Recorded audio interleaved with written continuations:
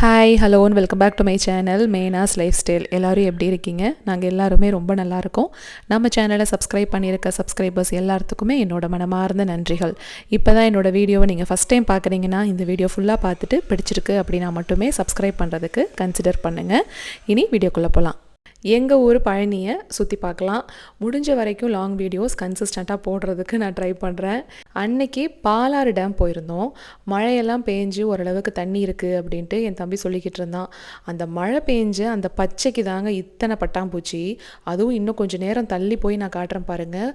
இந்த குட்டி குட்டியாக அந்த மஞ்சள் கலரில் இருக்கும் இல்லையா, லேசாக குட்டியாக இருக்கும். அந்த மாதிரி பட்டாம்பூச்சிகள் சுற்றியும் இருக்கும் பாருங்கள் அந்த டேமில். எஜமான் படத்தில் மீனா கேட்பாங்க இல்லையா பட்டாம்பூச்சி வேணும்னு, இந்த இடத்துக்கு பக்கத்துலன்னு கேட்டாலாம் நிறையா பட்டாம்பூச்சி பிடிக்கலான்னு நினைக்கிறேன். அந்தளவுக்கு மொய்ன்னு மொச்சிக்கிட்டு இருந்தது. குட்டி சாருக்கு இதுதான் ஃபஸ்ட்டு அவுட்டிங். எப்படி ஸ்ட்ராலரில் உட்காந்துட்டு வராருன்னு பார்த்தீங்களா? இந்த டேம் பாலாறு டேம். சொல்கிறது அப்படி தான் சொல்லிக்குவாங்க. ஆனால் முழு பேர் பாலாறு பொருந்தலாறு டேம். ஏன்னா பாலாறு ஆறுலேருந்து வர்ற தண்ணியும் பொருந்தலாறு ஆறுலேருந்து வர்ற தண்ணி ரெண்டு ஆற்றோட தண்ணியுமே இந்த டேமில் இருக்கும். அதனால தான் அதுக்கு பேரே பாலாறு பொருந்தலாறு. ஷட்டருமே பார்த்திங்கன்னா ரெண்டு தனித்தனியாக இருக்கும் இந்த டேமில். பாலாறுலேருந்து வர்ற அந்த தண்ணி ஒரு ஷட்டரும், இன்னொரு ஷட்டரில் பொருந்தலாறு ஆறுலேருந்து வர்ற தண்ணிக்காகவும் தனித்தனியாக வச்சுருப்பாங்க. பாலாறு மேலே கொடைக்கானல்லேருந்து வர்றதுங்க. நீங்கள் கொடைக்கானல் ஏறும்போதே ஃபஸ்ட்டு கொஞ்ச நேரத்திலேயே சில்வர் ஃபால்ஸ் அப்படின்னு சொல்லிட்டு நிறைய பேர் பார்த்துருப்பீங்க. அந்த சில்வர் ஃபால்ஸ் தண்ணியுமே பாலாறு அந்த ஆறுலேருந்து தான் ஃப்ளோ ஆகி வரும். நான் லாஸ்ட் டைம் இந்தியா வந்திருந்தப்போ ஒரு வீடியோவில் வரதமாநதி டேம் பற்றி நான் காமிச்சிருந்திருப்பேன். அந்த டேம்க்கு கோபி நவி கல்யாணம் முடித்ததுக்கப்புறமா நாங்கள் போயிருப்போம். ஒரு ஷார்ட்ஸ் வீடியோவாக நான் ஷேர் பண்ணியிருந்தேன். அந்த டேம் வேறு, இந்த டேம் வேறு. ஸோ வியூ இப்படி தாங்க இருக்கும். இது ஃபில்டரு அப்படின்னு எதுவுமே கிடையாது. அந்த அன்னைக்கு அப்படியே ஃபுல்லாக பச்சை பசேல்னு செம சூப்பராக இருந்தது. பட்டாம்பூச்சி கணக்கே இல்லாமல் பறந்துக்கிட்டு இருந்தது. அந்த மவுண்டெயின் வியூ தான் இதோட ஹைலைட்டே. அப்படியே சுற்றியும் மலைகளாக தான் இருக்கும். மலைக்கு நடுவில் அந்த தண்ணி அது பார்க்குறக்கே செம சூப்பராக இருந்தது. இங்கே முகில் எழில் இப்போ தான் ஃபஸ்ட் டைம் வராங்க. முகில் இப்போது துகில் இருக்கான் பார்த்தீங்களா, அந்த ஏஜில் ஒரு 5 மந்த் இல்லை 6 மந்த் பேபியாக இருக்கும்போது நான் ஒரு தடவை இங்கே கூட்டிகிட்டு வந்திருக்கேன். அவ்வளவுதான். அதுக்கப்புறம் முகிலுமே விவரம் தெரிஞ்சு இப்போ தான் வரான். எழிலுக்கு இதுதான் ஃபஸ்ட் டைம். அவங்க 2 பேருக்கும் என்னென்னா, டேம் பார்க்க போகிறோம், தண்ணியெல்லாம் காமிக்கிறோம் அப்படின்னு சொன்ன உடனே தண்ணிக்குள்ளே இறக்கி விடுவாங்க, நம்ம விளையாட போகிறோம் அப்படின்னு நினச்சிக்கிட்டாங்க.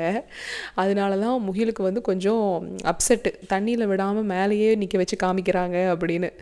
இவர் ஸ்ட்ராலரில் உட்காந்துக்கிட்டு அது என்ன வேடிக்கை. இன்னும் கொஞ்சம் முன்னாடியே போயிருந்தோன்னா வியூ இன்னும் சூப்பராக இருந்திருக்கும். ஒன்று சன்ரைஸ் அப்படி இல்லைனா சன்செட், அந்த டைம் அப்படி பிளான் பண்ணிக்கணும். நாங்கள் ஒரு இடைப்பட்ட நேரம் 10லேருந்து 12 அந்த நேரத்துக்கு போனதுனால அன்னைக்கு கொஞ்சம் மூடியாக இருந்தது. ஸோ பரவாயில்ல, நல்லா என்ஜாய் பண்ணிட்டு தான் வந்தோம். இந்த வயல்வெளி ஃபுல்லாக சூப்பராக இருக்குங்க. இங்கேருந்து பார்க்குறத விட இன்னும் நம்ம ரோப் காரில் போவோம் இல்லைங்களா, அதில் ரோப் காரில் ஏறும்போது கீழே பார்த்தீங்க அப்படின்னா செம்ம சூப்பராக இருக்கும் வியூ. எங்கள் ஊரில் மோஸ்ட்டாக கல்யாணம் ஆன புதுசுலலாம் அவுட்டிங் அப்படின்னு ஹஸ்பண்ட் அண்ட் ஒய்ஃப் பிளான் பண்ணுறாங்கன்னு வச்சுக்கோங்களேன், இந்த டேமு அப்படி இல்லைனா வரதமாநதி டேம், இந்த 2 டேமுக்கு முதல்ல வந்துடுவாங்க. அந்த 80s இருப்பாங்க இல்லையா, அவங்க கல்யாண ஆல்பம்லாம் எடுத்து பார்த்தீங்கன்னு வச்சுக்கோங்களேன், கண்டிப்பாக அவுட்டோர் ஃபோட்டோ ஷூட் ஒன்று பண்ணியிருப்பாங்க. அதில் இந்த டேம் மிஸ் ஆகாமல் இருக்கும். ஏன்னா எங்களுக்கு தெரிஞ்சே நிறைய பேரோட ஆல்பத்தில் நான் பார்த்துருக்கேன். பழனி டவுனுன்னு மட்டும் கிடையாது, அந்த அவுட்டரில் குட்டி குட்டி கிராமங்களில் உள்ளே இருக்கிறவங்களுமே ஃபோட்டோ ஷூட் அப்படின்னு அந்த காலத்துலலாம் பண்ணணுன்னா இந்த டேமுக்கு தான் வருவாங்க. எங்கள் கல்யாணத்தில் ஃபோட்டோ எடுத்தவருமே ரொம்ப பிரியப்பட்டார். ஏன்னா அவரே நிறைய ஜோடிகளுக்கு இங்கே ஃபோட்டோ எடுத்து கொடுத்துருக்காரா. எங்கள் கல்யாணம் முடிஞ்சதுலேருந்து சொல்லுவார், மாப்பிள்ளையை கூட்டிகிட்டு வாமா, நம்ம ஒரு ஃபோட்டோ ஷூட் பண்ணிடலாம் அப்படின்னு. இப்போ வரைக்கும் நாங்கள் எடுத்த பாடில்லை. அவினாசியில் கல்யாணம் இருந்தது அப்படிங்கிறதுனால கல்யாணம் முடித்த உடனே இங்கே ஃபோட்டோ எடுக்கிறக்கே இல்லை. ஒருவேளை பழனிலேயே மண்டபத்தில் கல்யாணமாக இருந்திருந்தா நேராக முருகன் கோயிலுக்கு அப்போவே போயிட்டு ஃபோட்டோஸ் எடுத்துருந்துருக்கலாம். அது மிஸ் ஆயிடுச்சு. அதுவுமே அவர் அங்கே யூஎஸ்ல இருந்து வந்ததுனால எங்களுக்கு முன்னாடி கொஞ்சம் ப்ரீ வெட்டிங் ஷூட் மாதிரியும் பிளான் பண்ண முடியலை. அவர் இப்போவுமே சொல்லுவார், எல்லாருக்கும் நான் எடுத்து கொடுத்துருக்கேன், உன்னை மட்டும் நான் மிஸ் பண்ணிட்டேன் அப்படிம்பாரு. யூஎஸ் போகிறதுக்குள்ளே ஏதாவது ஒரு நாள் இல்லை ஒரு 2 மணி நேரம் டைம் கிடச்சா நம்ம எப்படியாவது மாப்பிள்ளையை வச்சு பிளான் பண்ணிடலாம், சொல்லு அப்படின்னு அவர் கேட்டுக்கிட்டே இருந்தார் ஃபோட்டோகிராஃபர்.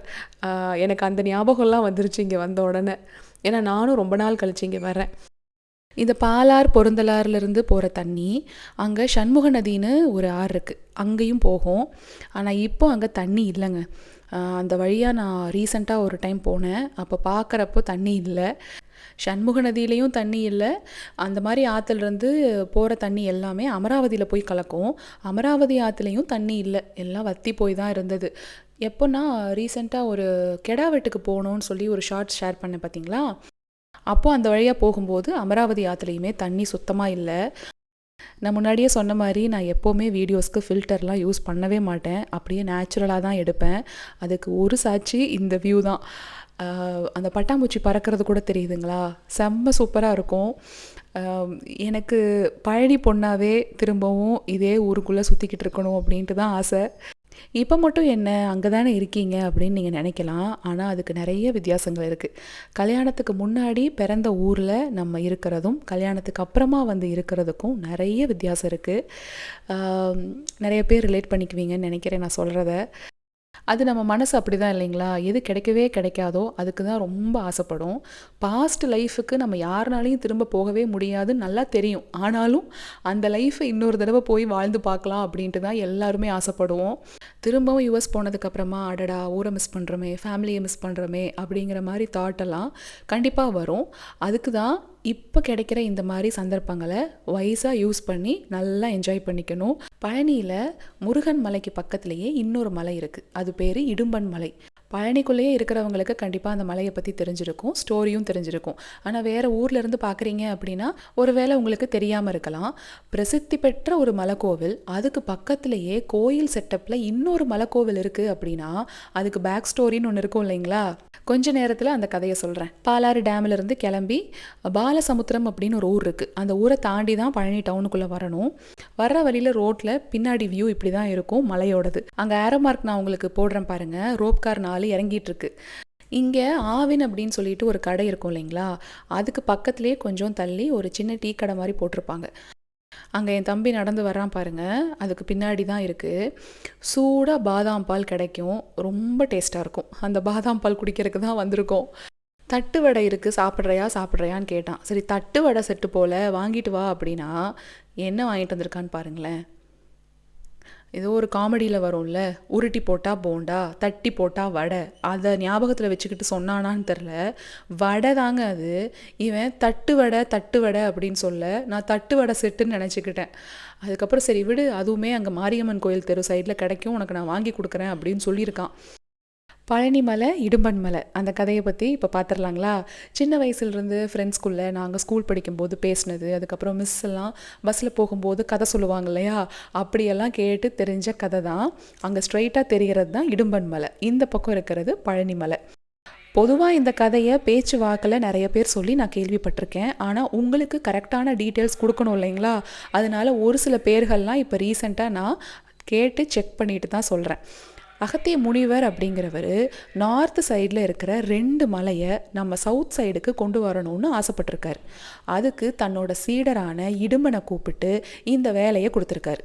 இதோ அங்கே குட்டியாக ஒன்று தெரியுது பார்த்தீங்களா, அதுதான் இடும்பன் மலை. அங்கேயுமே படிக்கட்டுகள் இருக்கும், மேலே ஒரு குட்டி கோயிலுமே இருக்குது. அந்த இடும்பன் என்ன பண்ணியிருக்காரு, தன்னோட பெரிய தடியை வச்சு அந்த 2 மலையும் தூக்கி தோளில் போட்டுக்கிட்டு கொண்டு வந்திருக்காரு. அதாவது தடியை நம்ம காவடி எடுக்கிற மாதிரி தோளில் வச்சுக்கிட்டு இந்த பக்கம் ஒரு மலை இந்த பக்கம் ஒரு மலை அப்படி தூக்கிட்டு வந்திருக்காரு. தூக்கிட்டு வந்துட்டே இருந்தவருக்கு ஒரு கட்டத்தில் ரொம்ப டயர்டாக இருக்குது. இப்போ திரு ஆவினன்குடி அப்படின்னு நம்ம சொல்கிறோம் பார்த்தீங்களா, அந்த இடத்துக்கு வரவும் இடும்பனுக்கு ரொம்ப டயர்டாக இருக்கு. தோல்ல இருக்கிற மலை எல்லாத்தையும் கீழே இறக்கி வச்சுட்டு ரெஸ்ட் எடுத்துக்கிட்டு இருந்தாராம். கரெக்டாக அதே நேரத்துக்கு நம்ம ஆள் முருகர் அவங்க அப்பா கிட்ட ஞானப்பழம் கிடைக்கலன்னு கோவிச்சுக்கிட்டு இங்கே வந்தார் பார்த்தீங்களா, அதே இடத்துக்கு தான் அவரும் வந்திருக்காரு. 2 பேரும் ரெஸ்ட் எடுத்துட்டு கிளம்பலாம் அப்படின்னு எந்திரிச்சு இடும்பன் போய் இறக்கி வச்ச மலையை தூக்குனா மலையை தூக்கவே முடியலையாம், அசைக்க கூட முடியலையாம். அவருக்கு ஆச்சரியம், இவ்வளவு நேரம் நம்ம தூக்கிட்டு வந்தோம், அப்பெல்லாம் சூப்பராக தூக்கணுமே, ரெஸ்ட் எடுத்ததுக்கப்புறம் போய் தூக்குனா ஏன் தூக்க முடியலன்னு பார்த்தா மலை மேலே நம்மால் முருகர் நின்றுட்டு இருந்திருக்காரு. கீழே இறங்குன்னு இவர் சொன்ன பேச்சு கேட்பாரா, இவர் தான் அவங்க அப்பா கிட்டேயே கோவிச்சுக்கிட்டு வந்தவராச்சே, அப்படியெல்லாம் இறங்க முடியாது அப்படின்னு அவர் சொல்லியிருக்காரு. 2 பேருக்கும் பயங்கரமான சண்டை. அந்த சண்டையில் முருகர் என்ன பண்ணிட்டாரு, இடும்பனை சம்ஹாரம் பண்ணிட்டாரு. இதை கேள்விப்பட்ட அகத்திய முனிவரும் இடும்பனோட ஒய்ஃபும் முருகர்கிட்ட வந்து வேண்டியிருக்காங்க, எப்படியாவது அவருக்கு உயிர் பிச்சை கொடுங்க, அவர் தெரியாமல் பண்ணிட்டாரு அப்படின்னு. முருகரை பற்றி தான் நம்ம எல்லாருக்கும் தெரியுமே, எரிமலையாக ஒரு பக்கம் வெடித்தாலும் பனிமலையாக குளிர்ந்துருவார் அப்படின்னு. வேண்டுதலை ஏற்றுக்கிட்டு இடும்பனுக்கு மறுபடியும் உயிர் கொடுத்துட்டாராம். உயிர் பொழைச்சு இடும்பனுக்கு அப்போ தான் தெரிஞ்சிருக்கு, இவ்வளவு நேரம் நம்ம சண்டை போட்டது கடவுள் முருகர்கிட்ட அப்படின்னு. அதுக்கப்புறம் இடும்பன் முருகர்கிட்ட சரண்டர் ஆயிட்டாரு. முருகரும் இனிமேல் நீ எனக்கு காவல் தெய்வமா என் பக்கத்திலே இருந்துக்கோ அப்படின்னு சொல்லி தான் இடும்பன் மலையை பக்கத்திலேயே வந்துட்டு வைக்க சொல்லிட்டாராம். இடும்பன் மலையிலையுமே படிக்கட்டுகள் இருக்குங்க. மேலே ஏறி நம்ம சின்னதாக ஒரு கோயில் இருக்கும். அங்கே சிலை பார்த்திங்கன்னா இடும்பன் சிலை காவடி தூக்கிட்டு இருக்கிற மாதிரியே இருக்கும். அதாவது முதல்ல காவடி அப்படின்னு தூக்குனதே இடும்பன் தான். அந்த தடியை வச்சு 2 பக்கமும் மலை எடுத்துகிட்டு வந்தார் இல்லையா, காவடியை ரிசம்பிள் பண்ணுற மாதிரியே இருக்கும். அதனால அவர் சிலையுமே அப்படி தான் இருக்கும் அப்படிம்பாங்க. நம்ம பெரியவங்கள்லாம் சொல்லுவாங்க இல்லைங்களா, முதல்ல விநாயகரை கும்பிட்டு தான் மற்ற கடவுளை கும்பிடணும் அப்படின்னு. அதே மாதிரி இடும்பன் மலைக்கு போகணும் அப்படின்னு நினைக்கிறவங்க முதல்ல அங்கே போயிட்டு அதுக்கப்புறமா பழனி மலைக்கு முருகனை பார்க்க போகணுமா. முருகனை பார்த்துட்டு அதுக்கப்புறமா இடும்பன் மலைக்கு போகக்கூடாது அப்படின்னும் சொல்லுவாங்க. முதல்ல காவடியாக 2 மலையும் தோளில் தூக்கிட்டு வந்து முருகன் கூடயே சண்டை நடந்து சம்ஹாரம் வரைக்கும் போய் திரும்பவும் அவருக்கு உயிர் கொடுத்தது மட்டும் இல்லாமல் அதே இடத்துல தனக்கு பழனி மலையாகவும் அவருக்கு பக்கத்துலேயே இடும்பன் மலையாகவும் இருக்கட்டும் அப்படின்னு சொல்லியிருக்கார் இல்லைங்களா. இதில் மெயினாக இருந்தது அந்த காவடி. அதனால தான் காவடி சுமந்துக்கிட்டு மனசில் ஒரு வேண்டுதல் வச்சு முருகன்கிட்ட போனால் அந்த வேண்டுதலை அவர் நிறைவேற்றுவார் அப்படின்னு ஒரு நம்பிக்கையே உருவாயிருக்கு அப்படின்னு சொல்லுவாங்க. இதெல்லாம் ஒரு சின்ன விஷயந்தாங்க எனக்கு தெரிஞ்சது. ஆனால் இதை விட நிறைய கதைகள் முருகனை சுற்றி இருக்குது. அதெல்லாம் நம்ம கேட்கும்போது ரொம்ப இன்ட்ரெஸ்டிங்காக இருக்கும். நல்லா இருக்கே அப்படின்னு இருக்கும். அதனால் உங்ககிட்ட சொல்லணும்னு தோணுச்சு. அதுவும் எங்கள் ஊர் இல்லையா, அதனால் உங்களோட நான் ஷேர் பண்ணிக்கிட்டதில் எனக்கும் ரொம்ப சந்தோஷம். திருமண நாள் மற்றும் பிறந்த நாள் கொண்டாடுற அத்தனை பேருக்குமே என்னோட மனமார்ந்த வாழ்த்துக்களை நான் சொல்லிக்கிறேன். இப்போது இங்கே வந்ததுக்கப்புறம் நிறைய கமெண்ட்ஸ் வர்றதுனால சரியாக பார்த்து என்னால் நோட் பண்ண முடியலை. நெக்ஸ்ட் டைம்லேருந்து கரெக்ட் பண்ணிக்கிறேன். சரிங்க, இந்த விலாக் பிடிச்சிருந்தா மட்டும் ஒரு லைக் கொடுங்க. நம்ம அடுத்த வாரம் வேறு ஒரு விலாகில் பார்க்கலாங்களா. Until then tata, bye bye.